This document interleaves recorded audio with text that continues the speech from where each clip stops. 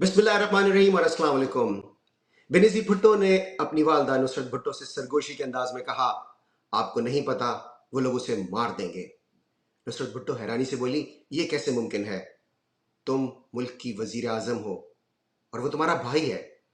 बेनज़ीर ने कहा, एक बहन होने के नाते ही इस तशवीश का इजहार किया है मैंने आपसे, और जहां तक वजीर आजम होने का ताल्लुक है तो आपको पता है कि उनकी ताकत किसी भी वजीर आजम से ज्यादा है। बेनज़ीर का इशारा पाकिस्तान की इंटेलिजेंस एजेंसीज की तरफ था और बात हो रही थी जुल्फ़िकार अली भुट्टो के बड़े बेटे और बेनज़ीर भुट्टो के छोटे भाई मीर मुर्तज़ा भुट्टो की। आज हम मीर मुर्तज़ा भुट्टो का जिक्र इसलिए कर रहे हैं कि आज से तकरीबन 40 साल पहले यानी सितंबर 1996 में 1996 के सितंबर में उन्हें उनके घर के नज़दीक चंद ही गज के फासले पर गोलियां मारकर हलाक कर दिया गया था और आज तक उनके कत्ल का मामला हल नहीं हो सका। अब हमारे साथ आखिर तक रहिएगा। मीर मुर्तज़ा भुट्टो के कत्ल और उससे पहले के वाक़यात के बारे में हम आपको पूरी तफसील बताएंगे, लेकिन कुछ ही देर में। इस वक्त चलते हैं अपनी टॉप स्टोरी की तरफ, जो है इमरान खान का ट्वीट। एक बार फिर इमरान खान ने उसी तरह का बल्कि उससे भी ज़्यादा सख्त ट्वीट किया है जिस पर के ताकतवर हलकों को बहुत ज़्यादा तशवीश होती है और वो उसको पसंद नहीं करते। इससे पहले इमरान खान बरह रास्त फील्ड मार्शल आसिम मुनीर का नाम लेकर ये कह चुके हैं कि 9 मई उन्होंने करवाया था।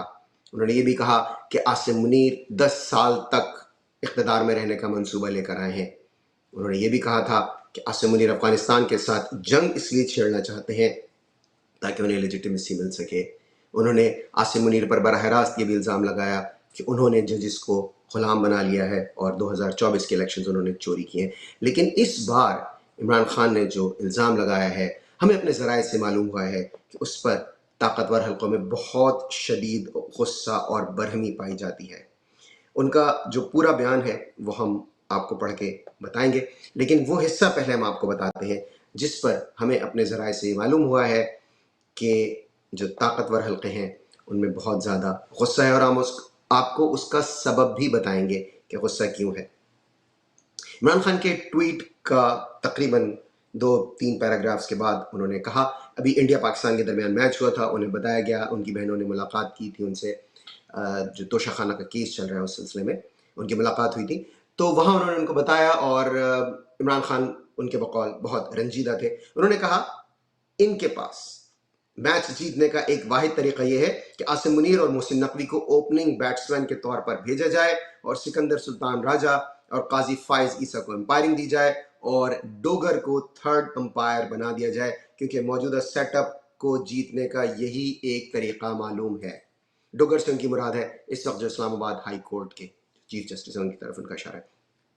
हमने बताया कि ट्वीट के इमरान खान के बयान या ट्वीट के इस हिस्से पर बहुत ज़्यादा बरहमी है ताकतवर हलकों में। क्यों? क्योंकि उनका ये कहना है कि इससे पहले वो इल्ज़ामात आयद करते रहे, इससे पहले वो बरहरास्त नहीं कहते थे, फिर उन्होंने बरहरास्त कहना शुरू कर दिया और इस दफ़ा उन्होंने तज़हीक का निशाना बनाया है फील्ड मार्शल को। इसलिए इस बार इस ट्वीट पर इमरान खान के बहुत ज़्यादा बरहमी है ताकतवर हलकों में, इस्टेब्लिशमेंट में, और मुबसरीन का ये कहना है कि अगर कोई ये समझ रहा है कि इमरान खान और इस्टेब्लिशमेंट के दरमियान कोई बैक डोर, कोई चैनल, कोई बातचीत चल रही है, कोई पस पर्दा कुछ मामला चल रहे हैं, तो ये ट्वीट बिल्कुल वाजे कर देता है कि इमरान खान अब ना सिर्फ ये कि वो उन पर इल्ज़ामात लगा रहे हैं, बल्कि बाकायदा वो उनकी तस्हीक भी कर रहे हैं। हम आपको इमरान खान का ट्वीट जो है उसके बाकी हिस्से भी सुना देते हैं जल्दी जल्दी, ताकि बच्चों में हम आगे बढ़े। उन्होंने कहा, तोशा खाना 2 का झूठा केस भी मुकम्मल तौर पर ज़मीं बोस हो चुका है, क्योंकि ये केस जिस शख्स के बयान की बुनियाद पर खड़ा किया गया था वो गवाह अदालत में ही झूठा साबित हो चुका है। इस केस को मजीद खींचने का जवाब नहीं बनता, क्योंकि प्रोसिक्यूशन की जानिब से पेश किए गए गवाह ब्रिगेडियर अहमद और कर्नल रेहान ने भी ये बयान दिया, तोशा खाना से लिए गए तोहफों के कागजात मुकम्मल थे, लेकिन तमाम सबूतों और सरकारी गवाहों के झूठे बयानात साबित होने के बावजूद केस की समाअत जारी है। अगर सियासी इंतकाम ही मकसद ना हो तो इस झूठे केस में मेरी और मेरी, उन्होंने अपनी वाइफ बुशरा बेगम की बात की कि बरियत इसी हफ्ते हो जानी चाहिए। आपको याद होगा हमने अपने पिछले शो में इस کی اس کی تفصیل سے بات کی تھی، وہ ہمارا دوسرا ویلاگ ہے جو کہ نیوز آن فائر کے نام سے TV1 USA پہ چلتا ہے. ابھی کچھ دیر میں ہم اس کے بارے میں بھی بات کریں گے. تو اس میں ہم نے بہت تفصیل سے توشہ خانہ کیا ہے، توشہ خانہ 2 کیا ہے، پاکستان کے توشہ خانے سے اور کون کون لوگ کیا کیا چیزیں لے چکے ہیں. تو پلیز آپ وہ شو ضرور دیکھیے گا کیونکہ اس میں پوری ڈیٹیل ہے. اس شو میں ہم ابھی اس وقت صرف عمران خان کے ٹویٹ کی بات کر رہے ہیں، تو ظاہر ہے ہم اس پر تفصیل سے نہیں آپ کو بتا سکیں گے، لیکن وہ شو آپ پلیز ضرور دیکھیے گا. اس کا لنک آپ کو مل جائے گا اسی شو کے آخر میں کہ آپ اس شو کو کیسے دیکھ سکتے ہیں. عمران خان نے مزید کہا کہ جمعرات کو القادر کیس کی بھی بالآخر تاریخ دے دی گئی ہے. مجھے اب بھی امید ہے کہ عدالت میرٹ اور قانون کے سامنے رکھتے ہوئے ان مقدمات میں انصاف دے گی اور جھوٹے کیس میں رہائی ہو جائے گی. اب وہ کرکٹ والے معاملے کی طرف آ رہے ہیں. دیکھیے کرکٹ کا جو اس وقت حال ہے تو وہ تو عمران خان کی بات جو کرکٹ سے متعلق وہ کر رہے ہیں کہ محسن نقوی نے پاکستان کی کرکٹ کو بہت زیادہ نقصان پہنچایا ہے، وہ اس طرح ریزونیٹ کرے گی کہ ہم سب اس بات پر متفق ہیں کہ ایسا نہیں ہے کہ پاکستان کی کرکٹ ٹیم انبیٹیبل تھی کبھی بھی، کہ اس کو کبھی کوئی ہرا ہی نہیں سکتا تھا. کوئی ایک ایسا فیز بھی نہیں آیا جیسے ہم ویسٹ انڈیز کا دیکھتے ہیں کہ ایک زمانے میں کہ ویسٹ انڈیز کو بالکل یہ کہا جاتا تھا کہ دے ور انونسیبل، انہیں ہرایا نہیں جا سکتا تھا. پھر وہ سٹیٹس آسٹریلیا نے انجوائے کیا جب اسٹیو واک کیپٹن تھے، پھر mark walk captain, Steve walk captain تھے، اس کے بعد رکی پونٹنگ کیپٹن بنے. وہ سٹیٹس آسٹریلیا نے بھی انجوائے کیا کافی عرصے تک کہ وہ تقریباً انبیٹیبل تھے، انونسیبل تھے. وہ ہوم سیریز ہو ابراڈ ہو وہ جیت جاتے تھے. ویسٹ انڈیز اور یہ دو فیزز کم از کم میں نے اپنے لائف ٹائم میں دیکھے ہیں پچھلے 35 سال سے جو ہم کرکٹ کو دیکھ رہے ہیں. پاکستان کی کرکٹ ٹیم اس طرح کا سٹیٹس کبھی نہیں اکمپلش کر پائی، یہ تو بات درست ہے. لیکن یہ بات بھی درست ہے کہ اس وقت ایسا لگتا ہے کہ پاکستان کی کرکٹ ٹیم جیت ہی نہیں سکتی، خاص کر انڈیا کے خلاف. تو وہ بالکل ایسا لگتا ہے کہ ان سے کھیلنا ہی ان کو نہیں آتا، اور جس طرح سے وہ لوگ ہارتے ہیں. تو جب عمران خان یہ بات کرتے ہیں تو ظاہر ہے تھوڑی سی یہ بات ان کی بلکہ کافی زیادہ ریزونیٹ کرتی ہے لوگوں میں. لوگ اس کو سمجھ جاتے ہیں اس بات کو، کیونکہ کرکٹ ایسا معاملہ ہے کہ پاکستان کے لوگوں کو بہت فہم ہے کرکٹ کا. اب انہوں نے کہا کہ محسن نقوی نے کرکٹ اور عاصم منیر نے پاکستان کا ایک جیسا حال کر دیا ہے. یہاں پر جو وہ تضحیک اور طنز کی جو بات ہو رہی ہے وہ آ گیا. پاکستان میں ہر ادارہ اس وقت تباہی کا شکار ہے. کرکٹ واحد کھیل ہے جسے پوری قوم شوق سے دیکھتی ہے. کرکٹ کو بھی جب سے منظور نظر محسن نقوی کے حوالے کیا گیا ہے، تباہی ہی تباہی ہے، یہ کہہ رہے ہیں عمران خان. پاکستانی ٹیم نے 2021 میں بھارت کو 10 وکٹوں سے شکست دی تھی، تب وہ ایک باعتماد ٹیم تھی. اب عمران خان نے 2021 کا ذکر کیوں کیا ہے؟ نو پوائنٹس فار گیسنگ. 2021 میں عمران خان وزیر اعظم تھے تو اس لیے انہوں نے 2021 کی بات کی ہے. بات اس حد تک تو درست ہے کہ 2021 تک پاکستان کی ٹیم ہارتی بھی تھی جیتتی بھی تھی. انڈیا سے پاکستان ہارا بھی ہے جیتا بھی ہے. اب والی صورتحال نہیں ہے. پھر انہوں نے وہ والی بات کی جو ہم نے اس سے پہلے آپ کو ابھی بتائی کہ جس پر اسٹیبلشمنٹ میں بہت شدید غصہ پایا جاتا ہے، جس میں انہوں نے فیلڈ مارشل عاصم منیر کو بحیثیت اوپننگ بیٹسمین اور ان کے ساتھ محسن نقوی، اور پھر جیسے کہ ہم نے بتایا تھا کہ انہوں نے قاضی فائز عیسیٰ، سکندر سلطان راجہ اور جسٹس ڈوگر کی بات کی. اب وہ دوبارہ اسی چیز پر آ گیا. منیر کو سوچنا چاہیے کہ اپنے ناجائز اقتدار کو طول دینے کے لیے اس نے کیا کچھ کیا ہے. ناجائز اور اقتدار، یعنی عمران خان پورے طور سے بالکل ان ایمبیگوسلی غیر مبہم انداز میں کہہ رہے ہیں کہ اس وقت پاکستان پر عاصم منیر کی حکومت ہے، کیونکہ وہ اقتدار کی بات کر رہے ہیں، اور ظاہر ہے اقتدار اسی کا ہوتا ہے جو حکومت کر رہا ہو. تو وہ انہوں نے بالکل اس چیز کو رول آؤٹ کر دیا کہ پاکستان میں اس وقت کوئی اور حکومت کر رہا ہے. انہوں نے کہا عاصم منیر کا اقتدار. سب سے پہلے جمہوریت ختم کی، عمران خان کہتے ہیں. پھر انہوں نے کہا 9 مئی کا فالس فلیگ کر کے ملک کی سب سے بڑی سیاسی جماعت کو کچلا گیا. پھر 8 فروری کو انتخابات میں عوام نے مجھے 2/3 اکثریت دی. عمران خان یہ انہوں نے اس الزام کا اعادہ کیا، اس بات کو دہرایا ہے کہ 9 مئی کا جو آپریشن تھا وہ فالس فلیگ تھا. فالس فلیگ کی تشریح ہم آپ کو پہلے ہی بتا چکے ہیں. کوئی ایسا حملہ جو اس نیت کے ساتھ کرایا گیا ہو کہ اس کا الزام کسی اور کو دیا جائے. تو یعنی وہ یہ کہہ رہے ہیں کہ یہ فیلڈ مارشل جو اس وقت فیلڈ مارشل نہیں تھے، چیف آف آرمی اسٹاف تھے، جنرل عاصم منیر، انہوں نے خود کروا کر اس کا الزام پی ٹی آئی پر لگایا، اس لیے وہ اسے فالس فلیگ کہہ رہے ہیں. آپریشن اس کی اصطلاح ہم نے سوچا اس کی آپ کے سامنے تشریح کر دیں. اچھا جی، انہوں نے کہا کہ مجھے 2/3 اکثریت دی جسے چھین کر اقتدار چوروں کے حوالے کر دیا گیا.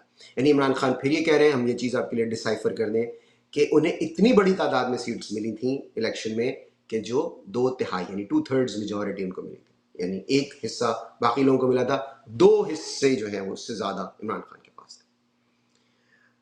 اچھا جی، انہوں نے کہا کہ یہ وہ لوگ ہیں جنہوں نے عوام کا پیسہ لوٹنے کے علاوہ اور کوئی کام نہیں کیا. دیکھیے اب جو اسٹیبلشمنٹ کی اس وقت پرابلم کیا ہے، اس سے پہلے جو عمران خان جن ادوار کا حوالہ دیتے رہے، جیسے کہ جنرل یحییٰ خان کا یا جنرل ایوب یا جنرل ضیاء کا یا جنرل مشرف کا، وہ براہ راست خود حکومت میں ہوتے تھے، اچھائی برائی انہی کے کھاتے میں جاتی تھی.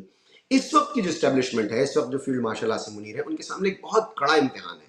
انہیں ان لوگوں کو مقبول بنوانا ہے، ان لوگوں کے ذریعے کام لینا ہے جو عوام میں انتہائی غیر مقبول ہیں، اور 40 سال تک لوگ ان کو بھگتتے رہے، ان سے تنگ آ گئے. اور خود اس وقت کی جو فوجی قیادت تھی، جیسے کہ جنرل باجوہ تھے، اس سے پہلے جنرل راحیل شریف تھے، وہ خود لوگوں کو یہ کہتے تھے کہ یہ لوگ ناکام ہیں، نکمے ہیں، ناکارہ ہیں، یہ حکومت کرنے کے اہل نہیں ہیں. اب چیلنج یہ ہے کہ آپ انہی لوگوں کو دوبارہ سے لا کر آپ نے بٹھا دیا ہے، اور آپ چاہتے ہیں کہ عوام انہیں تسلیم کر لیں. ایسا ظاہر ہے کہ اب تک کرنے میں آپ کو کامیابی حاصل نہیں ہوئی ہے. انہوں نے کہا کہ مشرف کو اگر کوئی عوامی حمایت حاصل تھی تو اس کی 2 وجوہات تھیں. یہ جنرل مشرف کی بات ہو رہی ہے. ایک، اس نے میڈیا کو آزاد کیا تھا. 2، وہ ملک کے 2 کرپٹ ترین خاندانوں یعنی نواز شریف اور زرداری کا احتساب کر رہا تھا. اس وقت ظاہر ہے بے نظیر تھیں، تو زرداری تھے لیکن ظاہر ہے بے نظیر حیات تھیں جب مشرف نے ٹیک اوور کیا. تو لیکن جو ان کی وجہ تھی جس کی وجہ سے بے نظیر کو بہت زیادہ دشواریاں بھی ہوئیں، تو ظاہر ہے آصف زرداری صاحب تھے. اب اسی سزا یافتہ کرپٹ مافیا کو دوبارہ ملک پر مسلط کر کے ملک کو کئی دہائیوں پیچھے دھکیل دیا گیا ہے. دوسرا، 26ویں ترمیم کے ذریعے عدلیہ کی خود مختاری سلب کر کے اس سے سرکاری ادارے میں تبدیل کر دیا گیا. دیکھیں 26ویں جو ترمیم ہے وہ آئینی ترمیم کہنا اس کو بالکل ترمیم کے نام پر یا آئین کے نام پر دھبا ہوگا. وہ ایک غیر آئینی ترمیم ہے، بلکہ میں تو یہ کہوں گا کہ غیر اخلاقی ترمیم ہے. کیونکہ بلاول بھٹو جو کہ بھٹو کے نام پہ سیاست کرتے ہیں، انہوں نے اپنے نام کے آگے بھٹو بھی لگایا ہوا ہے، which is fine، ان کا رائٹ ہے، ان کی مرضی ہے، وہ اپنے نام کے آگے جو بھی کچھ لگائیں. وہ یہ کہہ رہے تھے کہ یہ بروٹ فورس سے وہ اس ترمیم کو پاس کروائیں گے، یعنی جبر سے پاس کروائی گئی کوئی بھی چیز، منوائی گئی کوئی بھی چیز درست نہیں ہو سکتی، قانونی نہیں ہو سکتی، آئینی نہیں ہو سکتی، اخلاقی بھی نہیں ہو سکتی. اس لیے یہ ترمیم غیر آئینی ہے، غیر قانونی ہے، غیر اخلاقی ہے. Period, end of story. اس پہ تو کوئی چاہے یہ بات عمران خان کہیں یا کوئی اور کہے، اس میں کسی اور کے کہنے کی ضرورت نہیں ہے. یہ تو بات روز روشن کی طرح آیا ہے کہ وہ ترمیم تو غیر آئینی تھی. اس کے باوجود وہ ججز قابل تحسین ہیں جو آج بھی قانون کی حکمرانی اور آئین کی بالادستی کے ساتھ کھڑے ہیں. یہ ججز پوری قوم کے ہیروز ہیں، اور پوری قوم ان کے پیچھے کھڑی ہے جنہوں نے ان کٹھن ترین حالات میں بھی حق کا علم اٹھایا ہے. عمران خان ان ججز کی تعریف کریں. یقیناً ان کا اشارہ ان 5 ججز کی طرف ہے جو سپریم کورٹ میں گئے ہیں. ہم کچھ دیر میں ان کے بارے میں بات کریں گے پلیز. اس لیے میں نے آپ سے گزارش کی تھی کہ اس شو کو آخر تک دیکھیے گا، اور ظاہر ہے آپ اسے سبسکرائب تو ہمارے چینل کو کر ہی رہے ہوں گے، مزید کرتے رہیے، کیونکہ میں دیکھتا ہوں کہ دیکھتے تو آپ لوگ ہیں. سبسکرائب بھی کر لیجئے. اچھا، انہوں نے کہا دوسری جانب وہ ججز جو عاصم لاء کے سامنے نہیں جھکے، انہیں نہ تو تاریخ اور نہ ہی یہ قوم کبھی معاف کرے گی. یہ بات تو 100% درست ہے. اب آپ اندازہ لگائیے کہ مجھے ایک بہت ہی لانتی قسم کا ایک جج تھا جس کا نام تھا قاضی فائز عیسیٰ. وہ تو چھپ گیا ڈر کے مارے. اس قدر وہ بڑا ہیرو بنتا تھا کہ وہ دکھاوے کے لیے پیدل چل کے وہ جا رہا ہے کورٹ ہاؤس اور یہ اور وہ کچھ کر کے، وہ اب انڈر گراؤنڈ ہو گئے ہیں وہ موصوف. اس قدر وہ خائف ہیں. اس وقت جو بیٹھے ہوئے یہ جسٹس یحییٰ آفریدی ہوں یا جو جسٹس امین ہو، اور مین آف دا میچ تو بہرحال یہ ہے جو اسلام آباد ہائی کورٹ والے ڈوگر صاحب. انہیں تو واقعی میں عمران خان کی بات درست ہے. ملک میں ظلم کا بازار گرم کیا گیا ہے، اخلاقی نظام کو مکمل طور پر تباہ کر دیا گیا اور انسانی حقوق کی پامالیاں کی گئی ہیں. دیکھیے یہ بات تو 100% درست ہے. پاکستان یہ معاشرہ نہیں تھا، میں نہیں سوچ سکتا تھا. یہ پاکستان میرے لیے ان ریکگنائزبل ہے. میں اس پاکستان کو شناخت کر ہی نہیں سکتا جس میں ایک عورت پر عدت کا مقدمہ بنایا گیا ہو اور اس کی ایسی باتیں کورٹ میں اور میڈیا پہ ڈسکس کی گئی ہوں جو ہم سوچ بھی نہیں سکتے تھے، جو غلاظت پھیلائی گئی. تو اخلاقی گراوٹ کی بات عمران خان نے جو کی ہے اس میں 100% صداقت ہے. اور یہ انہوں نے کہا اپنی جماعت کے بارے میں انہوں نے کہا علی امین گنڈا پور بیرسٹر سیف گوہر کو پیغام دینا چاہتا ہوں کہ اسٹیبلشمنٹ کے ساتھ مکمل طور پر رابطہ منقطع کر دیں. اچھا، اب عمران خان یہ کہہ رہے ہیں کہ آپ لوگ بیرسٹر جو ہیں گوہر اور علی امین گنڈا پور وہ اسٹیبلشمنٹ سے رابطے نہ رکھیں. اب دیکھیں ابھی تک جو عمران خان کے جو پوائنٹس تھے ان کو جو مجھے ٹھیک لگے میں نے ان پہ بات کی. مجھے عمران خان کے اس نقطے سے اختلاف ہے. عمران خان میری نظر میں اس بات سے میں اختلاف کرتا ہوں. میرا تجزیہ ہے، ظاہر ہے عمران خان کی پارٹی ہے، ان کی مرضی، وہ اپنی جو لوگ ہیں ان کو جو چاہے ہدایت دیں. دیکھیں ایک طرف تو آپ یہ کہتے ہیں کہ کے پی کے میں آپریشن نہیں ہونا چاہیے، ٹھیک ہے. اب آپ علی امین گنڈا پور کو یہ کہہ رہے ہیں کہ وہ اسٹیبلشمنٹ سے رابطے منقطع کر دیں. آپریشن کرتا کون ہے؟ شہباز شریف بیچارے کو تو کچھ پتہ ہی نہیں ہے، وہ تو وہاں پر جا ہی نہیں سکتا. اس کے بارے میں آپ یہ درست کہتے ہیں کہ وہ اردلی ہے، ٹھیک ہے. آپریشنز کرتا کون ہے؟ ظاہر ہے جو لا انفورسمنٹ ایجنسیز ہیں وہ کرتی ہیں، جو اسٹیبلشمنٹ ہے اس ایما پہ ہوتے ہیں، ظاہر ہے وہ کرواتے ہیں، وہ طے کرتے ہیں وہ اس علاقے کو. رکوائے گا کون؟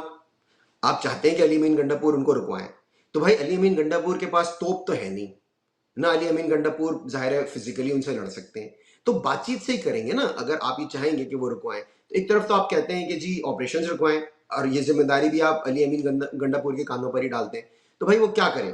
مطلب کوئی ٹیلیپیتھی کے ذریعے کرے، کوئی مطلب کبوتر کے ذریعے پیغام بھیجے، کیا کرے؟ وہ اسے ملنا پڑے گا، اسے بات کرنی پڑے گی. صوبے کا چیف ایگزیکٹو ہے جس صوبے میں یہ چل رہا ہے، اور ظاہر ہے آپ کو پتہ ہے کہ کون کر رہا ہے، اور اس کے لیے ایونچولی تو آپ کو وہ کرنا پڑے گا. تو یہ جو آپ کا ہے یہ والی جو آپ کی اس میں آپ کے ٹویٹ میں یہ جو نقطہ ہے، میں اس سے متفق نہیں ہوں.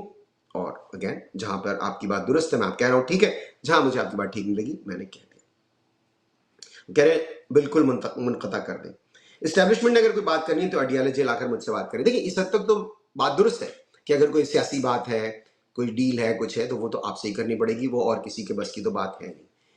لیکن جناب جو آپریشنل معاملات ہیں، خاص کر علی امین گنڈا پور کو، تو ان کو ذرا سا آپ کچھ کنسیشن دے دیجئے کہ وہ ان سے بات کریں. آپ ان سے جتنی دیر مذاکرات کی کوشش کرتے ہیں وہ اتنا ہی ظلم کرتے ہیں، اور اس ظلم ستم کی شدت کو بڑھا کر ہماری جماعت کو کچلنے کی کوشش کرتے ہیں.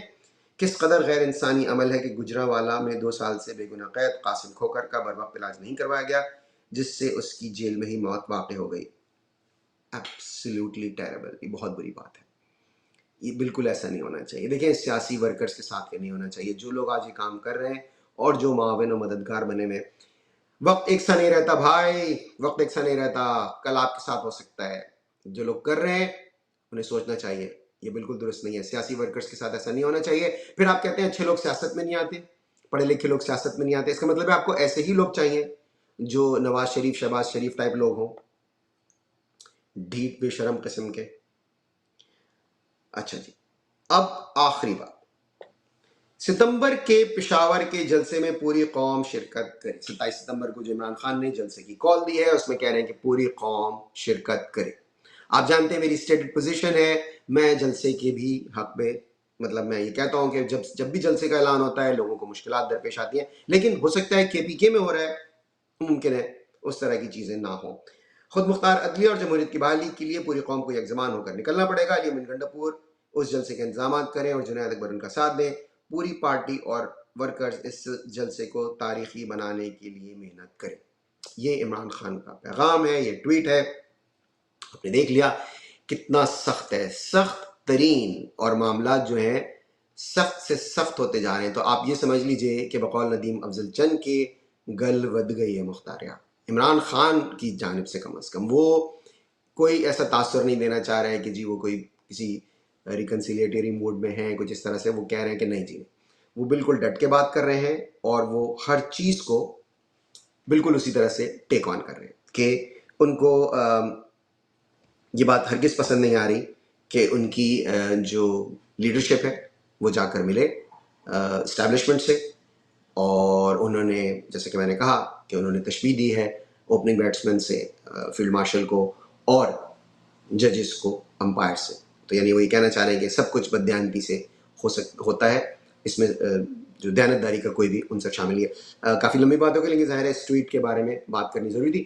بالکل مختصر ہے، چھوٹی سی بات کریں گے، زیادہ طویل نہیں، کیونکہ ظاہر ہے دیگر باتیں بھی کرنی ہے. وہ ججز جو گئے تھے بیچارے انصاف لینے کے لیے، ان کی آپ اندازہ لگائیے کہ انہیں انصاف تو خیر کیا خاک ملنا تھا، انہیں تو ان کی درخواست اس قابل ہی نہیں سمجھی گئی کہ اس پر بات ہو سکے، اور ان کو یہ کہہ کے بالکل مسترد کر دیا گیا کہ آپ کی درخواست جو ہے اس میں عوامی مفاد کی کوئی بات نہیں ہے۔ دیکھیں یہ بات تو درست ہے، واقعی میں اس میں عوام کی تو مفاد کی کوئی بات ہے ہی نہیں، کیونکہ عوام، آپ کو یاد ہوگا ہم نے پچھلے شو میں کہا تھا یا اس سے پچھلے شو میں، تیرا پاکستان ہے نہ میرا پاکستان ہے، یہ اس کا پاکستان ہے جو صدر پاکستان ہے، ٹھیک ہے نا۔ اب صدر پاکستان سے مراد ظاہر ہے اس زمانے میں ضیاء الحق کے پاس سارے اختیارات تھے، آج کے دور میں جس کے پاس سارے اختیارات ہیں اس کے مفاد میں جو بات ہوگی وہی بات مفاد میں ہوگی عوام کے۔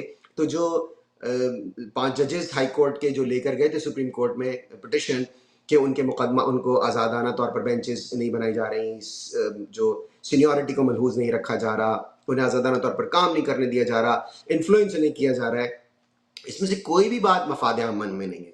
یعنی اگر ججز کو یہ اختیاری نہ ہو کہ وہ آزادانہ طور پر فیصلے کر سکیں اسٹیبلشمنٹ اور ایڈمنسٹریشن کی مداخلت کے بغیر، تو رجسٹرار صاحب کی نظر میں یہ مفاد عامہ میں بالکل ہے، ہونا چاہیے، تو اس لیے انہوں نے کہہ کے مسترد کر دیا، لیکن اسی لیے کر دیا نا کہ مفاد تو صرف اسی کا ہے جس کے پاس طاقت ہے، یہ اس کا پاکستان ہے جو صدر پاکستان ہے۔ تو بات ختم ہو گئی، انہوں نے بالکل ٹھیک کیا۔ اور بھی اس کی وجوہات ہیں، شخصی شکایت کا تاثر مل رہا ہے کہ جی آپس کی رنجشیں، آپ اس کو سیٹل کرنے کی کوشش کر رہے ہیں اور کوئی ایسا نہیں ہے، بنیادی حقوق کی کوئی آپ کی خلاف ورزی نہیں ہو رہی، اس کا فقدان ہے۔ یہ 4-5 پوائنٹس ہیں جو رجسٹرار صاحب نے لگائے ہیں، ہمارے سامنے لکھے ہوئے ہیں، میں آپ کو سنا سکتا ہوں، لیکن ظاہر ہے شو کا وقت کم ہے، مختصر ہے، ہم اگلے شو میں کوشش کریں گے انشاءاللہ کہ اس کو کور کر لیں۔ مجھے تھوڑا سا اگلے ٹاپک کی طرف جانا ہے، اور وہ ٹاپک ہے مشن نور۔ مشن نور کامیاب ہو گیا، لیکن آپ سوچ رہے ہوں گے کہ کیوں کامیاب ہوا، میں بتا دیتا ہوں آپ کو۔ دیکھیے کامیاب اس لیے ہوا کہ دوسری طرف سے اسے ناکام بنانے کی کوشش کی گئی اسٹیبلشمنٹ کی طرف سے۔ اب میں ایک مفت مشورہ دے رہا ہوں، ظاہر ہے مفت میں کوئی مشورہ نہیں دیتا، کنسلٹنسی ہوتی ہے، لوگ کرتے ہیں۔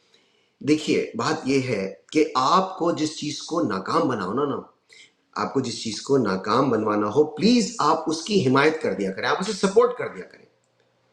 کوئی بھی چیز ہو، جب آپ اسے ناکام بنانے کی کوشش کرتے ہیں نا، اور عوام سمجھ جاتی ہے، یہ کہتے ہیں نا یہ جو پبلک ہے یہ سب جانتی ہے، پہلے زمانے کی پبلک نہیں، یہ ان کو پتہ چل جاتا ہے، they can see it through, وہ دیکھ لیتے ہیں کہ جی یہ کون ہے اس کے پیچھے، اس کی مخالفت کون کروا رہا ہے۔